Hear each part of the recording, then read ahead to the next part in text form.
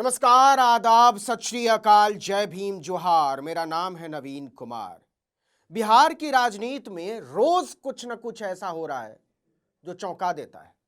पहले चिराग पासवान ने हलचल मचाई, फिर नीतीश कुमार ने, और अब केंद्रीय मंत्री और हिंदुस्तानी अवामी मोर्चा के अध्यक्ष जीतन राम मांझी बीजेपी की बांह मरोड़ रहे हैं। आरजेडी ने मांझी को अपनी पार्टी में शामिल होने का प्रस्ताव देकर तूफान खड़ा कर दिया है, क्योंकि मांझी ने विधानसभा चुनाव में हिस्सेदारी का मामला उठा दिया है।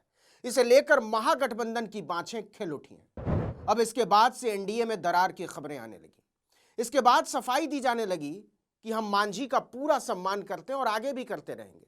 दरअसल केंद्रीय मंत्री जीतन राम मांझी ने विधानसभा चुनाव में हिस्सेदारी का सवाल उठाते हुए अपनी महत्वाकांक्षाओं की पतंग क्या उड़ा दी। महागठबंधन के नेताओं के चेहरे की रंगत गाढ़ी हो गई। मीडिया ने भी अपने अपने तरीके से विश्लेषण करना शुरू कर दिया। एक तरफ जहां एनडीए में दरार की खबरें छाने लगीं, वहीं महागठबंधन ने फौरन मांझी को लपकने के लिए प्रस्ताव पर काम करना शुरू कर दिया। हम हरियाणा नहीं चाहते हैं कि हमको कितना सीट दे दो, लेकिन मैं कहता हूं कि जो मेरा वजूद है उसके आधार पर हमको सीट दो, तो सीट हमको कोई फायदा नहीं है। हम आपके फायदा के लिए मांग रहे हैं, आपके फायदा के लिए बात हमारे आगे बढ़ती है। लगता है कि कैबिनेट हमको छोड़ना पड़ेगा। तो क्या जीतन राम मांझी बिहार की राजनीति में इतने बड़े फैक्टर हैं कि नीतीश से लेकर बीजेपी और आरजेडी तक उनके आगे हाथ बांधे खड़े रहते हैं?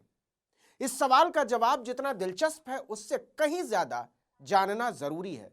हुआ यूं कि केंद्रीय मंत्री जीतन राम मांझी ने बिहार विधानसभा चुनाव में 40 सीटों की मांग करके नरेंद्र मोदी और नीतीश कुमार के कान खड़े कर दिए। इतना ही नहीं, उन्होंने यहां तक कह दिया कि मांझी और भुइयां जाति की ताकत को कम करके आंका गया है। उन्होंने चेतावनी देते हुए कहा कि पटना में होने वाली हिंदुस्तानी अवाम मोर्चा की रैली में हम अपनी ताकत दिखा देंगे। उन्होंने बीजेपी को आंख दिखाते हुए कहा कि झारखंड और दिल्ली के चुनाव में पार्टी को एक भी टिकट नहीं देना हमें धोखा देने जैसा है। हम इस अनदेखी को बर्दाश्त नहीं करेंगे। इतना ही नहीं, उन्होंने ऐलान कर दिया कि बिहार विधानसभा चुनाव में यह धोखा नहीं चलने वाला। इसके बाद आरजेडी फौरन मांझी को लपकने के लिए सक्रिय हुई। आरजेडी नेता और पार्टी के प्रवक्ता मृत्युंजय तिवारी ने जीतन राम मांझी को राजद की सदस्यता ग्रहण करने का ऑफर देते हुए कहा कि वो एक अनुभवी नेता हैं, उन्हें भारतीय जनता पार्टी का चाल चरित्र पता होना चाहिए था। आरजेडी ने कहा कि जीतन राम मांझी जिस समाज का प्रतिनिधित्व करते हैं वो उन्हें कभी माफ नहीं करेगा। वो केंद्रीय मंत्री बनने के लिए अपमान सह रहे हैं। भाजपा ने जीतन राम मांझी को हैसियत और औकात बताई है, अब वो रो रहे हैं। ऐसी स्थिति में जीतन राम मांझी को कुर्सी छोड़कर तेजस्वी यादव के साथ लड़ाई में शामिल हो जाना चाहिए। आरजेडी ने विधानसभा चुनाव का पत्ता फेरते हुए कहा कि तेजस्वी यादव दलित और शोषित समाज के लिए लड़ाई लड़ रहे हैं, मांझी को इसमें साथ देना चाहिए। आखिरकार वो लालू की राजनीति के विश्वविद्यालय से निकले हैं। उन्होंने कहा कि मांझी क्यों चक्कर में पड़े हुए हैं, उनकी पार्टी को बीजेपी तोड़ देगी। अब यहां दो सवाल हैं। पहला सवाल तो ये कि क्या वाकई जीतन राम मांझी भाजपा से इस कदर नाराज है, और दूसरा सवाल ये है कि क्या सचमुच में आरजेडी जीतन राम मांझी का साथ लेने को लेकर उतनी ही गंभीर है जितनी दिखाने की कोशिश कर रही है। इसका जवाब लालू यादव की बेटी रोहिणी आचार्य देती हैं। उन्होंने कहा कि जीतन राम मांझी के बयान की अब कोई अहमियत नहीं है। वो शराब को लेकर सुबह में कुछ बोलते हैं, शाम में कुछ बोलते हैं। रोहिणी आचार्य ने कहा कि आज मुख्यमंत्री नीतीश कुमार अगर उनको एक भी सीट दे देते हैं तो फिर भागकर वो उन्हीं लोगों के साथ चले जाएंगे जो उन्हें रोज अपमानित करते हैं।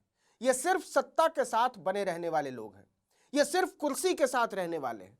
इसके अलावा इनकी न तो कोई नीति है और ना ही कोई नैतिकता है। बात बढ़ते देखकर बीजेपी से पहले जेडीयू सक्रिय हुई। आपको याद हो तो मुख्यमंत्री नीतीश कुमार ने भरी विधानसभा में मांझी के लिए तू तड़ाक की भाषा का इस्तेमाल करते हुए कहा था कि मैंने इसे मुख्यमंत्री बनाकर गलती की थी, और तब भाजपा ने मांझी के अपमान को लेकर जंग छेड़ दी थी।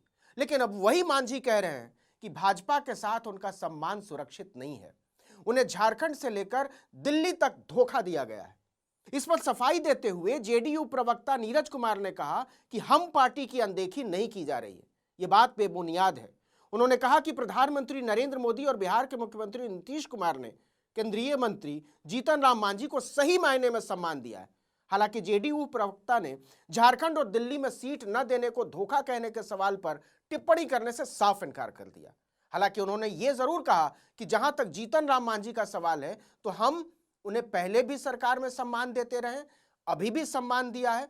और तीसरा सबसे महत्वपूर्ण तथ्य यह है कि अभी भी एनडीए कार्यकर्ताओं का सम्मेलन खुले मैदान में हो रहा है। इस सम्मेलन में हम पार्टी के कार्यकर्ता और नेता सभी भाग ले रहे हैं और सब मिलकर हुंकार भी भर रहे हैं कि 2025 में फिर से नीतीश कुमार को लाएंगे।